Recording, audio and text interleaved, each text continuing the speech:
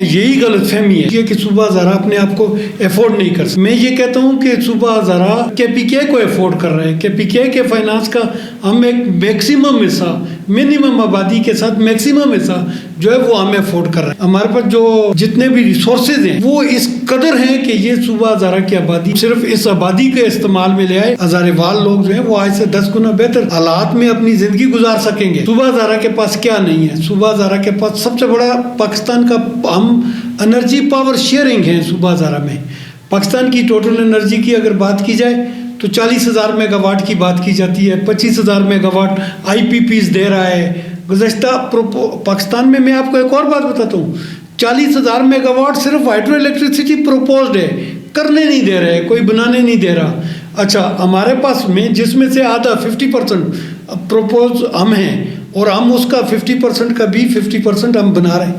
Already ہم پاکستان میں دیکھیں, پاکستان میں 12,000 میگا واٹ جو ہے 12,000 سم تھنگ میگا واٹ جو ہے وہ ہائیڈرو الیکٹریسٹی پیدا ہوتی ہے. اس ہائیڈرو الیکٹریسٹی میں 9,780 میگا واٹ جو ہے وہ ہم ہزارہ کے ہائیڈرو الیکٹرک اسٹیشن سے پورا کر رہے ہیں. تربیلا ڈیم کو لے لیں, تربیلا ڈیم 6,500 میگا واٹ کا یونٹ ہے, لگا ہوا ہے, اپنا کام کر رہا ہے. ابھی اس کی اپریزنگ کے بعد اس میں اور 1,500 میگا واٹ کا اضافہ ہوا ہے. اس کے بعد آپ ہمارے چھوٹے چھوٹے ڈیم اس وقت جو ہیں جو آلریڈی اس میں ہے وہ ہزاروں میگا واٹس بنا رہے ہیں. سکی کناری ہمارا 884 میگا واٹ کا یونٹ ہے. ہمارا بوئی ڈیم 150 میگا واٹ کا یونٹ ہے. ہمارا جبوڑی پروجیکٹ جو ہے 112 میگا واٹ کا ہے. ہمارے رونیلا پروجیکٹ 117 میگا واٹ کا ہے. ہمارے پاس کوہستان میں مختلف پروجیکٹس لگے ہوئے ہیں. ہم آلریڈی یہ تو وہ پروجیکٹ ہیں جو دے رہے ہیں.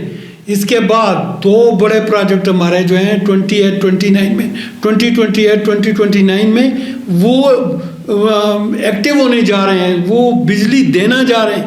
اس میں بادشاہ ڈیم میں 4500 میگا واٹ کا یونٹ ہے. اس میں داسو خوڑ ہے, داسو خوڑ 4350 میگا واٹ کا یونٹ ہے.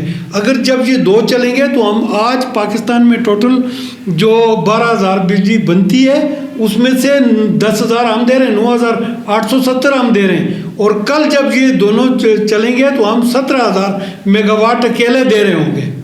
اس وقت ہم پاکستان کی ٹوٹل بجلی کا 40% دے رہے ہوں گے. 28 کے بعد ہماری سچویشن ایسی ہوگی 2028 کے بعد کہ ہم پاکستان کی 40% بجلی صرف ہزارہ ڈویژن دے رہے ہیں. جب نئے صوبے بنیں گے نئے NFC ایوارڈز آئیں گے, ٹھیک ہے. جب نیا NFC ایوارڈ آئے گا تو ہم بطور صوبہ اپنے حصہ وصول کریں گے. جو چیز تربیلا اگر کے پی کے میں ہے ہی نہیں تو تربیلا کا وہ کیسے لے گا؟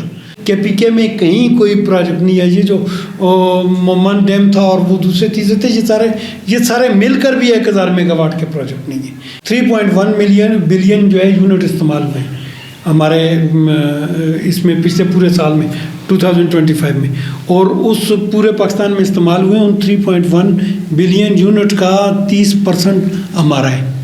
یعنی ہم نے 1 بلین یونٹ جو ہے وہ پچھلے سال بھی ہم نے نیشنل گریڈ کو دیے ہیں. تو بھائی جب NFC ایوارڈ بنے گا تو جب ہزارہ کے پی کے میں ہوگا ہی نہیں تو ہزارہ کے ڈیمز کا, ہزارہ کی بنی ہوئی پاور کا پیسہ ادھر کیوں جائے گا؟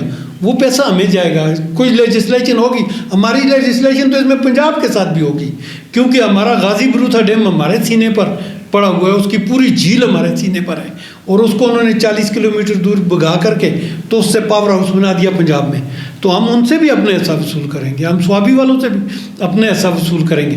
تو یہ ملا کر میں کہتا ہوں صرف یہ میں ایک بات بتا رہا ہوں کہ اپنے آپ کو افورڈ کرنے کے لیے کہ ہم پاکستان کے نیشنل گریڈ کی جب ہم 50% بجلی پاکستان کو فراہم کریں گے تو پھر جب ہم 1.5 بلین یونٹ جو ہے وہ استعمال کریں گے تو حساب لگا لیں, اس کو 50 روپے یونٹ سے ضرب دے دیں, آپ کو پتہ چل جائے گا کہ ہم کتنا پیسہ گورنمنٹ کو دے رہے ہیں اور گورنمنٹ NFC ایوارڈ میں اس کا ہمیں کتنا واپس کرے گی, کتنے % واپس کرے گی.